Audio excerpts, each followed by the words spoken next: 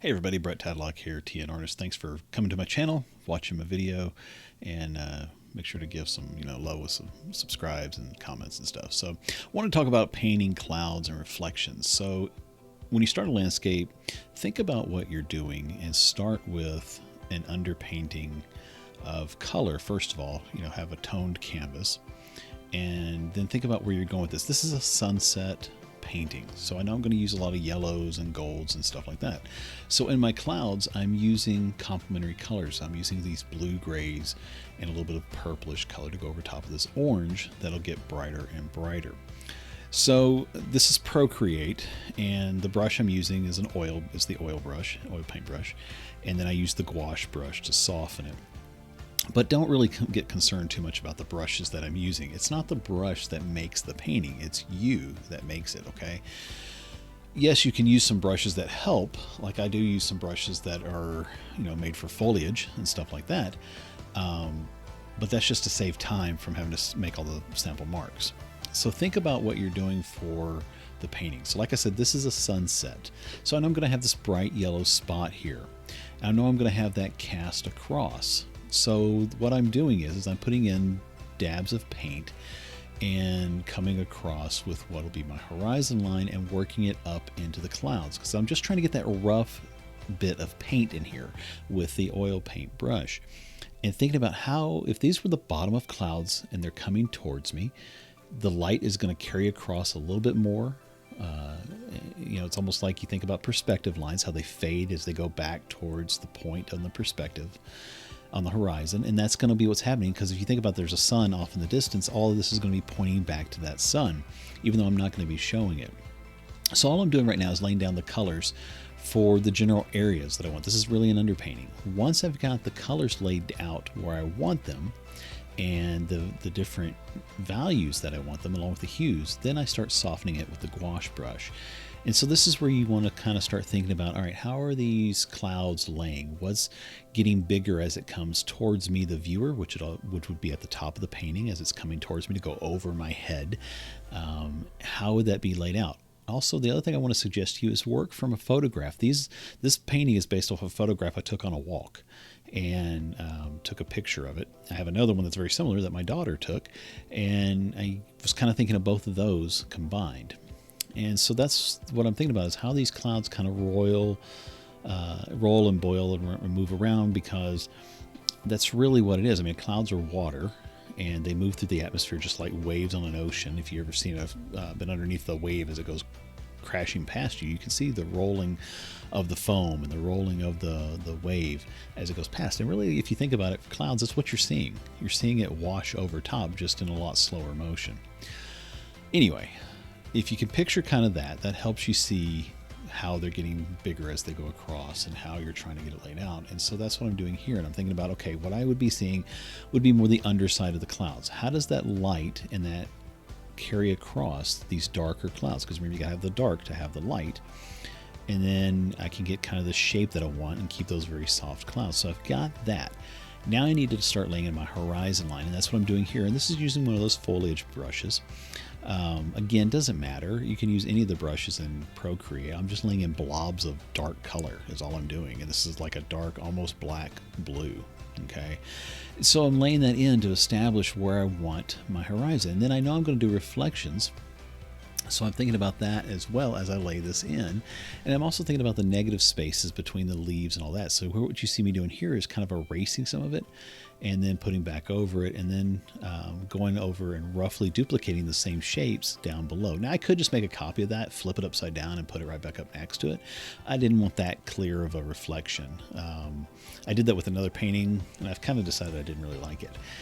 So what I'm doing here is with the black is I'm taking the smudge tool, and I believe I'm using the oil paint or old brush setting, and then just going straight down and brushing straight down to get that reflective look. And that's kind of the key for where you start. If you've ever watched any of the paintings like with Bob Ross or any of those people, that's where they start. They draw that dark and then they just drag it straight down. I'm kind of doing the same thing here. So I'm doing a vertical drag, and that gives me what I need for it. And then I'm going to start laying in sky colors. But by having that underpainting, I have this tied into my sky already, because some of the underpainting is coming through in the clouds in the sky, it's tied into the reflections down here in the water as well. And so it's already harmonious in the way it's tied together. And then after that, it's just a matter really of kind of figure out the composition that I want to kind of go with for the end of it. So I just keep roughing these in and smearing them and smudging them down to get what I want. And then going back over them horizontally to give that light ripple to it. Now taking the oil brush, picking some of the color from the sky, I'm going to start laying in some of the sky reflection. And as I do, you can see where it really starts giving you that hint of the sky reflecting there and giving that feel of it. Grabbing some of the blue and putting some of that in it, because anything that's in the sky and the atmosphere needs to be reflected in the water. That's the way it works. So that's what I'm doing here, is laying it in, a couple of brighter spots here and there because I know I'm going to soften it out, and then kind of softening it again with the gouache brush, and then beginning to lay even more color on top of it. And this is really just a layering game of texture and color and getting it kind of the direction and the feel that you want. And so that's what I'm doing here, bringing in some more darks from the sides because I know I'm going to darken it in and give a foreground. I like putting bushes in the foreground because it makes me feel like I'm in the painting more, like I'm there with it. So that's why you'll see I do that on paintings. It's just a personal preference. You don't have to do that, but I like doing it that way. So for the edges, I wanted to vignette to the center, which means draw your eye to the center there. You see it in a lot of photos and stuff like that where people have the darker edges and makes you look towards the middle. So what I'm doing here is taking that complementary color of that dark blue-gray, putting it in there to really give me that vignette of the reflections here. I'm also doing that because I'm about to start putting in some really bright color, and I want that bright color to be contrasted by the dark color on the edges and the horizon line there to make it really pop. Again, vertical strokes go underneath to give you that reflection of the water that's there, and then on top of that you can soften it a little bit and add in more strokes as well. So you're building that texture upon texture of what you're doing. And as you can see right now, because I'm using colors from the top down in the bottom, and it's really giving that harmony of that it goes together. I mean, honestly, if you stopped here, that would almost be a painting in and of itself. But I want to take it a little further than that and give it more refined quality to it. So that's what I'm working on right now as well, and taking the pen and just stroking in more color, giving a little bit more dynamic feel to it, and really kind of play around with where the light would be if I were standing on the other side of this pond at sunset and kind of watching it, you know, the sun go down. So just keep stroking in those colors like that, and then again softening it here and there with the gouache brush. And then I realized, you know, I want to have a few more pops on the clouds, and I want to have some bottom of the clouds highlighted more. So what I'm doing here is it's not quite white, but pretty close to it. Going up underneath where the clouds would be hitting that, the sun would be highlighting it and softening that. And then I'm going to put in even more of a pop into it as well. But I wanted to get this kind of a feel to it so that it gives you that depth, because you can see that they're a little bit wider in the front. The next layer is a little bit narrower and so forth. And you notice they're getting vertically, they're getting closer to each other and kind of squished. And then they're also horizontally, they're getting smaller as they go back. But by doing that up there, that gives me the opportunity to put more water ripples in the bottom. Just horizontal strokes is all that is. Just quick, choppy, horizontal strokes on that. I am using the calligraphy brush, one of the rougher calligraphy brushes for that. And then again, taking the gouache brush and softening it back. So it just has some water ripple feel to it and kind of a few sparkles, if you will. Honestly, truth be told, if this were a real site, like if you were here standing there, you wouldn't have that white sparkle there because there's nothing for it to come from. Everything's behind the clouds and behind the trees. So, but to me, it gives a little bit more drama, a little bit more pop. So that's why I put it in there, because hey, I have an artist license. I can do it whatever I want. So now I want to start even vignetting more. I'm doing that with some more foliage and some more bushes and playing around with that. And then of course I'm going to start throwing in some grasses and some sticks in the background. And I decided, you know what, I want a little bit more interest, so I'm going to add a couple things. One of the things, I'm going to add a tree and have that tree there, and then I wanted to add some birds in as well. But first I want to get all these grasses and everything else. But you can kind of see how by adding those grasses right here, it makes it feel like you're standing in the painting. At least it does to me. And hey, I'm the artist, so I get to do what I want with it. So it makes me feel like that. But here's where I wanted to add the tree in. and kind of just a little bit more interest. It pulls you back towards the center, towards that highlight of the sunset, which is really one of our key players in this.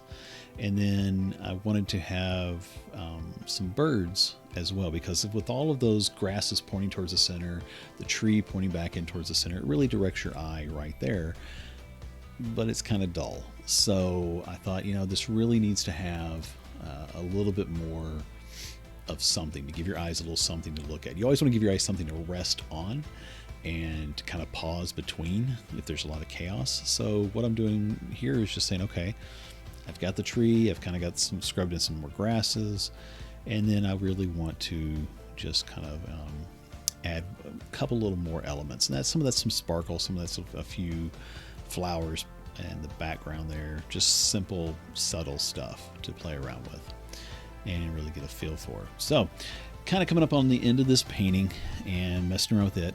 I hope that you're getting something from these. I'm enjoying painting these a lot and kind of switching back and forth between Procreate and ArtRage. You can do all of this in ArtRage. Not so much the app, but definitely the desktop version. And it's a lot of fun. So it doesn't matter what brush, it doesn't matter what program. All that matters is to just practice and just practice the right things. And so hopefully I'm giving you some of these right things as we're going through all of this. If you have questions, you have comments, put them below. I do my best to try and answer them as fast as I can. Join the Facebook group. I try to answer stuff in there as much as I can as well, and really work to come up with lessons based on what people need in there so I can provide all of these. So I hope you like this. I hope you'll give it a thumbs up. Hope you'll share it with other people. Here's a little bit closer look at the final piece. Thanks so much for watching. Make sure to subscribe, and I'll catch you on the next one.